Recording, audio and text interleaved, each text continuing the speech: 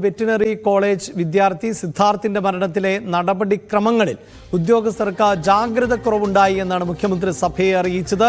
സുതാര്യമായ അന്വേഷണമാണ് സർക്കാർ സ്വീകരിച്ചത്. കുടുംബത്തിന്റെ ആവശ്യപ്രകാരം അന്വേഷണം CBIക്ക് കൈമാറി. വീഴ്ച വരുത്തിയ 3 ഉദ്യോഗസ്ഥരെ സസ്പെൻഡ് ചെയ്തു. തൃപ്തികരമായ വിശദീകരണം ലഭിച്ചതിനെ തുടർന്ന് ഇവരെ തിരിച്ചെടുത്തുവെന്നും മുഖ്യമന്ത്രി നിയമസഭയെ അറിയിച്ചു. അതേസമയം ഉദ്യോഗസ്ഥരെ തിരിച്ച് സർവീസിൽ കയറ്റിയതിൽ ഗൂഢാലോചന നടന്നതായി T. സിദ്ദിഖ് MLA ആരോപിച്ചു. ചില ഉദ്യോഗസ്ഥർ 1-2 ദിവസം വീഴ്ച വരുത്തിയത് സർക്കാരിന്റെ പോരായ്മയല്ല എന്നായിരുന്നു ഇതിന് മുഖ്യമന്ത്രിയുടെ മറുപടി. കേസ് ഏറ്റെടുത്ത് അന്വേഷണം നടത്തിവരികയാണ്.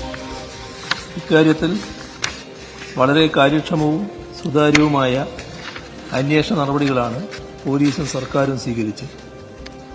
സർ, ബിയും സിയും അന്വേഷണം വൈകിപ്പിക്കുന്നതിനുള്ള ശ്രമങ്ങൾ ഒന്നും തന്നെ സർക്കാരിന്റെ ഭാഗത്തുനിന്നും ഉണ്ടായിട്ടില്ല.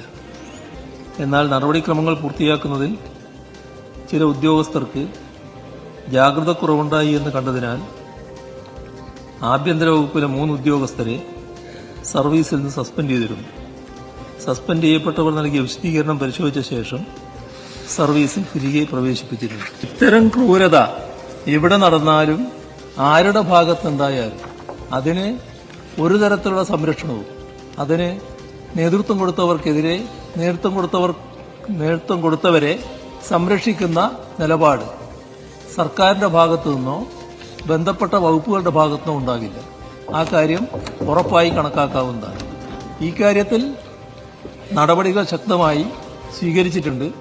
ഇതിന്റെ അടിസ്ഥാനത്തിൽ തന്നെ കേരളത്തിൽ ഇതുപോലുള്ള സംഭവങ്ങൾ ആവർത്തിക്കാതിരിക്കാനുള്ള മുൻകരുതലുകൾ എല്ലായിടങ്ങളിലും എടുക്കണമെന്ന് പൊതുവെ നിർദ്ദേശിച്ചിട്ടുമുണ്ട്.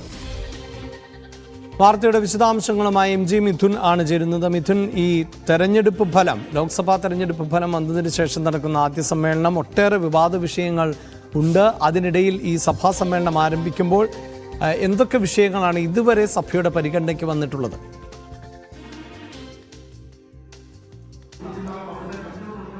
അഭിലാഷ്, ചോദ്യോത്തരവേളയിൽ T. സിദ്ദിഖ് MLA ചോദിച്ച ചോദ്യത്തിനാണ് മുഖ്യമന്ത്രി ഇപ്പോൾ മറുപടി പറഞ്ഞിരിക്കുന്നത്. പൂക്കോട് വെറ്റിനറി കോളേജിലെ സിദ്ധാർത്ഥിന്റെ മരണം അത് ദൗർഭാഗ്യകരമായിട്ടുള്ള സംഭവമായിരുന്നു. തുടക്കത്തിലെ തന്നെ ഉദ്യോഗസ്ഥർക്ക് അതിൽ ഒരു വീഴ്ച സംഭവിക്കുകയും ചെയ്തു. അതിൽ കൃത്യമായ ഇടപെടൽ സംസ്ഥാന സർക്കാരിന്റെ ഭാഗത്തുനിന്ന് പിന്നീട് ഉണ്ടാക്കുകയും ചെയ്തിട്ടുണ്ട് എന്നുള്ളത് തന്നെയാണ് മുഖ്യമന്ത്രി പറഞ്ഞത്. ഈ ഉദ്യോഗസ്ഥർക്ക് ജാഗ്രത കുറവുണ്ടായി എന്ന് തെളിഞ്ഞതിനെ തുടർന്ന് പിന്നീട് 3 ഉദ്യോഗസ്ഥരെ സസ്പെൻഡ് ചെയ്യുകയും ഒപ്പം തന്നെ അവരുടെ വിശദീകരണം അത് ലഭ്യമായതിനെ തുടർന്ന് ആ വിശദീകരണം തൃപ്തികരമാണ് എന്ന് കണ്ടതിനെ തുടർന്നാണ് അവരെ തിരിച്ചെടുത്തത് എന്നുള്ളൊരു നിലപാടാണ് മുഖ്യമന്ത്രി ഇന്ന് സഭയെ അറിയിക്കുകയും ചെയ്തത്. കൂടാതെ ഈ സിദ്ധാർത്ഥന്റെ മാതാപിതാക്കളുടെ ആവശ്യപ്രകാരം CBIക്ക് ഈ വിഷയം കൈമാറണമെന്നുള്ളൊരു ആവശ്യം മുന്നോട്ട് വെച്ചിരുന്നു. അതുകൊണ്ട് തന്നെ CBIക്ക് ഈ ഒരു അന്വേഷണം കൈമാറുകയും സംസ്ഥാന സർക്കാർ ചെയ്തിട്ടുണ്ട്. ഇതുവരെയും സുതാര്യമായ അന്വേഷണമാണ് നടന്നിട്ടുള്ളത്. സംസ്ഥാന സർക്കാരിന്റെ ഭാഗത്തുനിന്നോ അല്ലെങ്കിൽ മറ്റുദ്യോഗസ്ഥരുടെ ഭാഗത്തുനിന്നോ തന്നെ വലിയ രീതിയിലുള്ള വീഴ്ചകളൊന്നും ഇതുവരെയും ഉണ്ടായിട്ടില്ല എന്നൊരു നിലപാട് കൂടി സഭയെ മുഖ്യമന്ത്രി അറിയിക്കുകയും ചെയ്തു. അതിനിടയിലാണ് T. സിദ്ദിഖ്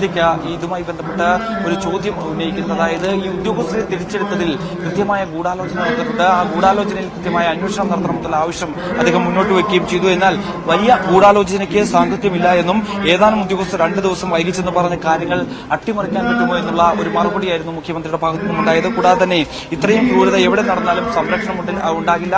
ആര് ഇക്കാര്യത്തിൽ ഏത് തരത്തിലുള്ള നടപടി സ്വീകരിച്ചാലും അല്ലെങ്കിൽ വിട്ടുവീഴ്ച നടത്തിയാലും അവർക്കെതിരെ കടുത്ത നടപടികളിലേക്ക് കടക്കുമെന്നുള്ള ഒരു പരാമർശം കൂടി മുഖ്യമന്ത്രിയുടെ ഭാഗത്തുനിന്ന് ഉണ്ടാവുകയും ചെയ്തു. അത്തരത്തിൽ ആദ്യ ദിവസം തന്നെ സഭാ സമ്മേളനം തുടക്കം കുറിച്ച ആദ്യ ദിവസം തന്നെ ഈ വിഷയവുമായി ബന്ധപ്പെട്ടപ്പോൾ സഭയിൽ ചോദ്യം ഉയർന്നിരിക്കുകയാണ്. T. സിദ്ദിഖ് MLA ആണ് സംബന്ധിച്ചുള്ള ചോദ്യോത്തരവേളയിൽ ചോദ്യം ഉന്നയിക്കുകയും ചെയ്തത്. നിലവിലിപ്പോൾ അടിയന്തര